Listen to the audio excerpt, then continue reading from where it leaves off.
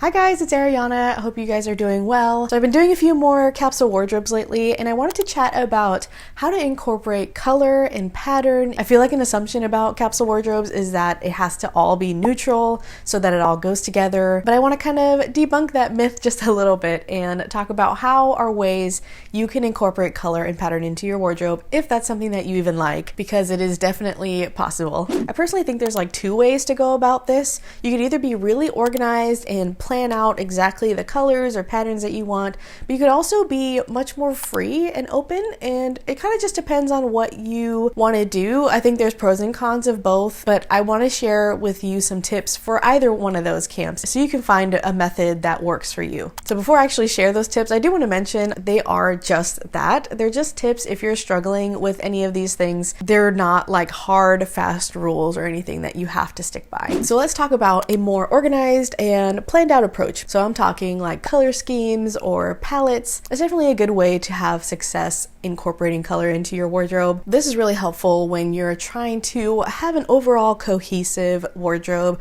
and especially if you go out shopping, you'll know what kind of colors to look for, and it helps you narrow down and kind of block out all of the extra noise, but it also ensures that your entire capsule is going to go together. So a little bit of that planning on the forefront does help out with ease of getting dressed and putting outfits together. So if this is a method that interests you and you'd love to have a color palette of your own, there's a couple ways to go about it. You can definitely go onto Pinterest and search up color palettes or wardrobe color scheme or something like that, and just see what comes up and see what really draws your attention and what things you really like and what you're gravitating towards. At least it could be a really good starting point. And I think the important thing to know as well is what kind of neutrals do you really like and what kind of neutrals do you already wear, because that can help to inform what other colors you're going to pick to go with it. Say for instance, you're trying to add a color like this bright orange top that I'm wearing, but your neutrals tend to be more cool tones. So you've got like heathered gray or charcoal. It's not to say that it doesn't work. You just have to think about, do you like that together? Like sometimes I think orange and black looks like Halloween, and I don't always want to channel Halloween. You know what I mean? So that brings me to the next tip, which is to narrow down the colors based on what you already have in your closet and what you're already wearing. That's a good indicator of what colors you actually like. So if you've got a lot of pink in your wardrobe, then you'll know like, okay, that might be one of my colors because I love to wear pink. And then from there, you can start to expand and think, okay, what else do I like that would go with pink? And then if you're ever stuck, just go to Pinterest and see what people put together with the colors that you're liking or the colors that you wear most often. You can think about also colors that look best on you. So like maybe you haven't worn this color very much, but you've noticed that a certain shade of blue looks really nice on you. So that could be a really good starting point.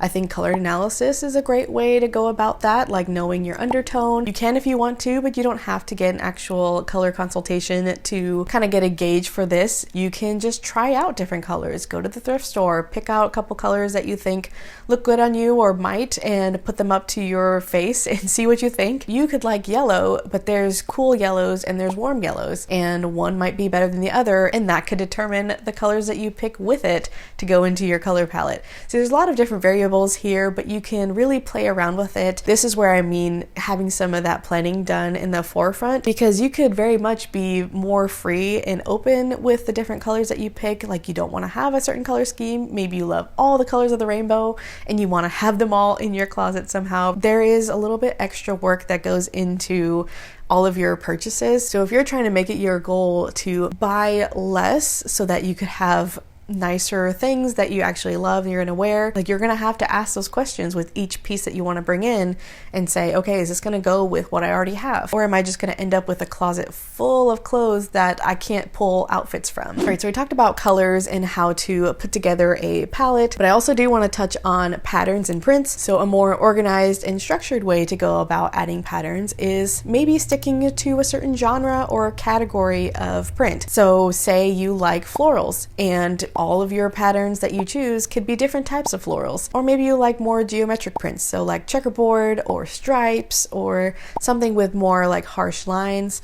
Or if you like more organic lines, these kind of like curves and abstract things, like that could be your category. That's up to you. This all comes down to making it easier to mix prints together, because a lot of times it can be a little bit more challenging when you've got very different prints and you're trying to somehow put them together so that you have a little bit of interest and more versatility in your pieces. Again, it's not to say that it can't be done. You can definitely be bold and go out there with it, but if you're looking for a little bit more ease, try sticking to similar category of prints. Now let's talk about, maybe you're not that person and you hear all of those planning things and you're like checking out already. Like, nope, I'm not gonna put the time into that.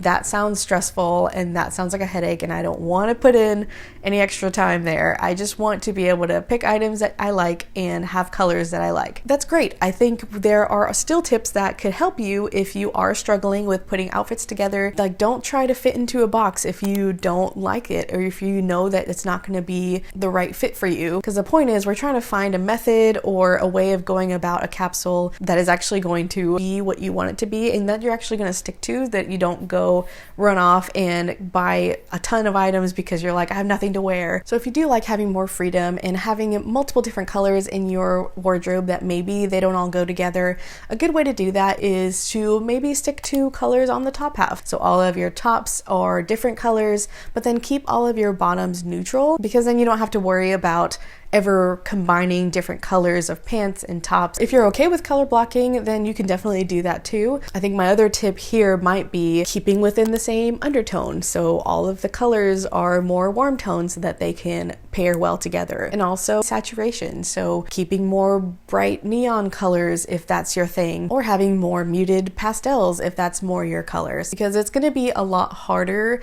to mix together like a neon yellow and a sage green than it would be like a pastel pale yellow with a sage green, you know what I mean? So I think these are great things to keep in mind for informing your purchases and also knowing how your capsule is going to end up playing together. Another tip for you is you could stick to your colors and prints on dresses or one-piece outfits like jumpsuits or rompers, because that could also narrow down any headaches of trying to put outfits together. You could go as wild or totally off as you want in those categories, because then your outfit is basically set. And then if you want to have outerwear, keeping your outerwear neutral, and there you go. I touched on this a little bit already, but I definitely want to encourage you to start to get comfortable with, if you're not already, with color blocking and print mixing, because that does expand the possibilities for you with a smaller number of items. And the way to do that is really with experimentation and trying things out, looking at it actually on and in the mirror, because you might actually surprise yourself. You might actually like a combination that maybe you wouldn't have thought would go together normally. So really try it out, but I do have a few tips for that as well. I already mentioned a little bit about undertone and saturation and how that can make it easier to color block them together. This kind of goes back to choosing your actual color palette, but it's also helpful to think about color theory and the color wheel.